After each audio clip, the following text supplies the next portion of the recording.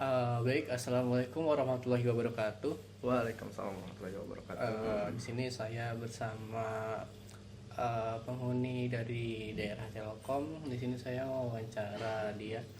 Sebelumnya perkenalan dulu, nama saya Chandra Ditya dari kelas DE47B dengan NIM 106012300229. Di sini saya telah mengambil warga yang kehidupannya berseberangan dengan Sungai Citarum, dan yang kenapa air-air ini sering terjadi banjir ya, mungkin ya Pak. Sebelumnya kenal dulu dengan Bapak, siapa namanya? Saya Ilham Bapak Ilham. Bapak Ilham tinggal di daerah mana? di daerah Telkom. Daerah Telkom. Bapak itu sering sekali nggak kayak merasakan yang namanya banjir dan terkendala dengan banjir-banjir itu? Lumayan sering, apalagi kalau misalkan kayak lagi musim hujan gitu, tuh sering banget. Kalau hujan curahnya tinggi terus lama kan, Betul, betul, betul, betul. jadinya pasti banjir gitu. Di sini boleh nggak saya nanyain beberapa pertanyaan kepada Bapak tentang permasalahan ini? Boleh, boleh. Baik, untuk yang pertama saya mau nanya, seberapa sering sih banjir terjadi di lingkungan Bapak sendiri? Cukup sering, apalagi kan sering hujan tuh, jadi tiap hujan pasti banjir. Kalau hujannya lebat, hujan tinggi gitu, curah hujannya tinggi terus lama, pasti banjirnya tinggi, kurang lebih gitu. Oke. Jadi kayak misalkan lagi musim-musim penghujan tuh sering banget banjir ya Pak? Sering banget, biasanya kalau hujan udah pasti banjir kalau hujan deras. Oh, selama penglihatan Bapak tinggal di daerah situ, sering nggak sebagaimana masyarakat membuang sampah di daerah itu?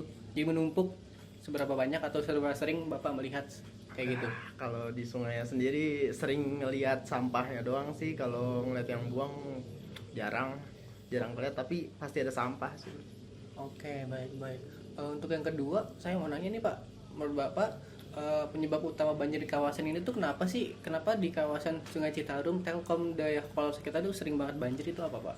eh karena menurut saya sendiri tuh sistem drainasenya tuh kurang ya, kurang optimal. Ditambah lagi ada sampah yang dibuang sembarangan yang numpuk gitu, dan alih fungsi lahan yang itu tuh ngurangin daya serap air, itu juga jadi faktor pendukungnya. Oh, oke, berarti dari nasi yang cukup kurang optimal ya Pak ya. Iya bener. Baik, selanjutnya dampak apa sih Pak yang paling besar yang Bapak rasakan saat banjir terjadi? Waktu banjir jadi tuh ya paling sering waktu mau aktivitas ke kampus sih, jadi terhambat kan. Jalan-jalan yang ke genang air tuh bikin harus ngelepas sepatu dulu lah, kadang celana basah. Ya kondisi lingkungan juga jadi nggak sehat lah, karena airnya kotor juga. Oke, baik, baik. Berarti benar-benar menghambat seluruh Iya, kegiatan aktivitas benar Bapak banget. sendiri ya. Oh, kebetulan Bapak ini mahasiswa ya? Mahasiswa, saya mahasiswa Oh, Telkom. oke, mahasiswa Telkom angkatan 21 ya, Pak?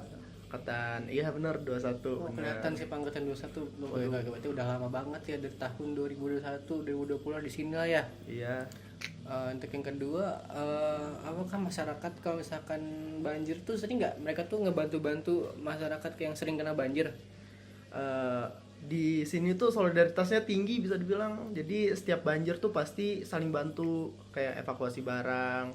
Kadang ada mahasiswa juga yang apalagi di tempat daerah tinggalnya tuh yang banjirnya tinggi, kadang dibantuin sama ini warga.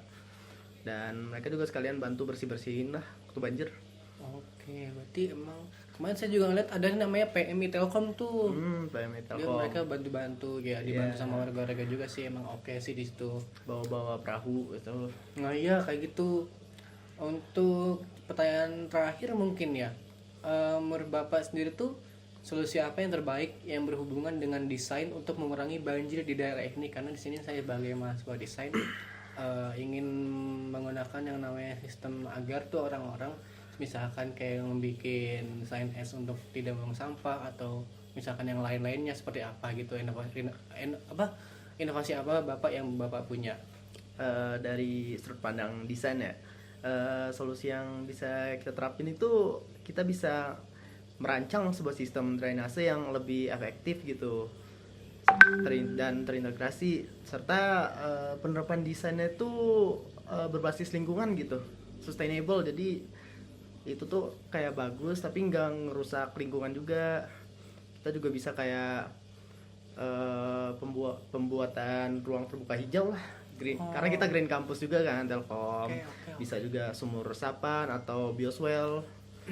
Terus juga kita bisa bikin desain edukatif gitu, kayak signage atau kampanye visual atau poster itu tentang pengelolaan sampah. Karena itu penting juga buat ningkatin kesadaran masyarakat dalam jaga lingkungan biar nggak buang sampah sembarangan lah.